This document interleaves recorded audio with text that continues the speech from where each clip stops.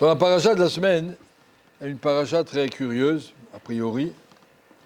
Un monsieur qui dit « Erer ploni unai, ou alai ». Toute une macérette qui s'appelle Arachin qui parle de ce problème. La Torah nous dit « Erer ploni unai » veut dire « Je m'engage à payer à Hikdesh la valeur absolue de telle personne ». C'est la valeur absolue. On a marqué dans le Passouk combien ça vaut.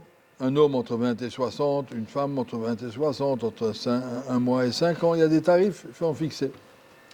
Comment ça se fait que la Torah fixe un tarif unique à tous les gens? Il y en a qui sont spécialement tzadikim, il y en a qui sont spécialement compétents, il y en a qui sont très dévoués, toutes sortes de personnalités. Pas tout le monde a la même valeur. Pas tout le monde a la même valeur. Comment ça se fait quand on dit « ploni alai », on ne regarde que la valeur absolue et pas la valeur on appelle, sur le marché. Si on devait le vendre comme esclave, il y en a qui valent beaucoup plus que d'autres. Pourquoi tout le monde, on ne tient pas compte, pour personne, de ses compétences ou de ses manques de compétences pour fixer le tarif? On donne un cheval avec des... Alors on fait une estimation, combien vaut le cheval? Il y a des chevaux qui vaut plus que d'autres. Pourquoi pour une personne, c'est pas comme ça? Alors, je vais raconter une petite histoire pour bien comprendre. Après, une fois, il y avait un mariage en Russie il y a très longtemps. Et parmi les invités, il y avait le Admour Azaken de Lubavitch, le Shneur Zalman de Liadi. Et il y avait là-bas un batran. C'est ce qu'un batran, c'est quelqu'un qui fait un chansonnier. Je raconte sur le khatan, sur la kala, sur les parents et sur tout. Et voilà, des jolies choses, des jolies phrases avec un peu de moussard comme ça, glissé joliment. Un métier, c'est un batran, c'est un grand métier, ça existe encore chez certains chassidim, ils font ça. Et donc, l'Admour Azaken, il a dit, tu as chanté sur le papa, la maman et tout, maintenant je veux que tu chantes sur moi. Le chansonnier a dit, cours d'arabe, excusez-moi, mais je ne me permettrai pas.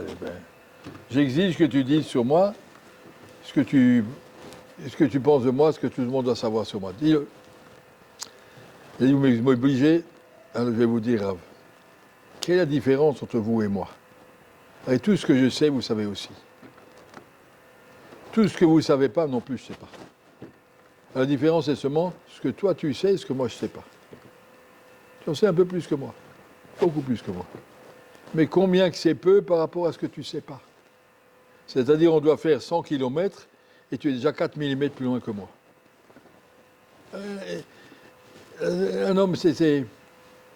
Neshama, c'est infini. Alors tu es allé plus loin que moi, tu es devenu Admour Azaken, tu peux mettre pour nous un des plus grands rabbanim, Shulchan Aruch Harav, Akol, c'est Agamour. Mais dans l'absolu, on est tous des petites mouches devant Akadosh Baruch Hu. Une mouche qui vaut telle valeur, devant Akadosh Baruch Hu, tous la même valeur, voilà ce que vous valez. Vous avez la valeur de votre neshama. Combien vous êtes arrivé à en sortir? Magnifique, plus que les autres. Mais c'est que 3 mm de plus par rapport aux 100 km que tu dois faire. Par rapport à ce que tu verras quand tu seras dans le Olam Elion, tu auras des connaissances, tu vas découvrir la grandeur de la Torah d'un niveau tellement, tellement différent que c'est même pas imaginable aujourd'hui.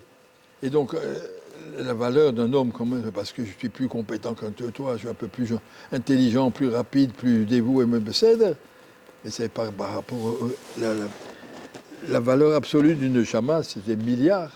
Et ta différence, c'est encore un petit centime de plus. Alors tout le monde a le même tarif qu'on a fixé. Je vous donne un exemple, si vous comprenez bien. Il y avait une fois chez Rav... comment il s'appelait? Scheinberg, Pinchas Scheinberg, le Shiva de Torah Or Yerushalayim, un Américain qui nifta il y a quelques années. Il avait toujours 18 talit katan l'un sur l'autre. Pour pouvoir dire, je fais la mitzvah au maximum. Il avait toujours 18 vêtements avec des tzitzit comme ça. Je fais la mitzvah de tzitzit en permanence au maximum. Et puis une fois, sur un des talit katan, il y a une fourmi qui monte. Et le chabouta, il dira, attendez, une fourmi, je vais l'enlever. Je vais l'enlever, et quand on a une fourmi, on prend, puis on l'écrase, et puis voilà. Alors, il dit, non. Va chercher un verre en plastique. Il a pris un verre, et il a fait rentrer la fourmi dedans. Maintenant, tu descends 3 étages, et tu la mets dans la prairie, là, dans l'herbe. Il y a un petit gazon en bas. C'est là sa place. On n'a pas le droit de tuer une fourmi. Une fourmi, c'est un roi chaim, une vie. Et le Gemara nous dit, tous les savants du monde, ils n'arriveront pas à donner une vie même à un moustique. La vie, c'est la rouchaniout. Et donc, un moustique, c'est une créature d'Akadosh Baruch Hu, et quelque chose qu'on ne peut pas créer nous-mêmes. La même chose, un homme, c'est une neshama. Et une neshama, ça vaut le tarif que tu as remarqué ici. Et c'est pas parce que un neshama l'a fait un peu plus que l'autre que ça change quelque chose. Dans l'ikar de la valeur, c'est le fait qu'il y a une neshama, quelque chose de rouchani, quelque chose de n'a rien à voir dans ce monde. Et toi, tu me dis la valeur dans ce monde. Je veux que dans ce monde, ce monsieur-là, il est plus compétent et tout ça. Mais son émet, ce qu'il est, c'est une neshama kedosha. Neshama kedosha, que ce soit la tienne ou la tienne ou la tienne, c'est tout le monde pareil. Parce que la différence, ça et ça, c'est un marché ou un millimètre par rapport à des centaines de kilomètres.